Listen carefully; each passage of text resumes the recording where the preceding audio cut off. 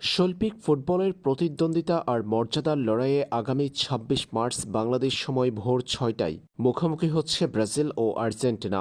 লাতিন আমেরিকার দুই ফুটবল পরাশক্তির মুখোমুখি লড়াই ২০২৬ সালের বিশ্বকাপ বাছাই পর্বের ম্যাচে।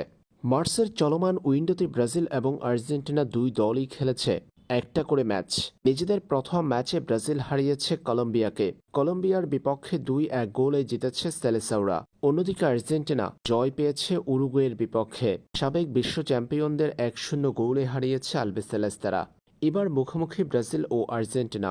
সুপার ক্লাসিকোর এই ম্যাচটিতে ব্রাজিলের জন্য জয় মহা গুরুত্বপূর্ণ, কারণ পয়েন্ট টেবিলে আর্জেন্টিনার পিছনে তারা। এমন গুরুত্বপূর্ণ ম্যাচের আগে বড় ধাক্কা খেল ব্রাজিল।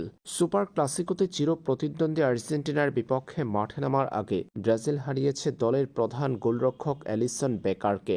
কলম্বিয়ার বিপক্ষে খেলতে নেমে মাথায় ব্যথা পেয়েছিলেন অ্যালিসন বেকার। এদিকে ব্রাজিলের স্কোয়াডে আগে থেকে নেই এইডারসন। এবার অভিজ্ঞ গোলরক্ষক অ্যালিসন বেকারও ছিটকে গেল ব্রাজিলের স্কোয়াড থেকে।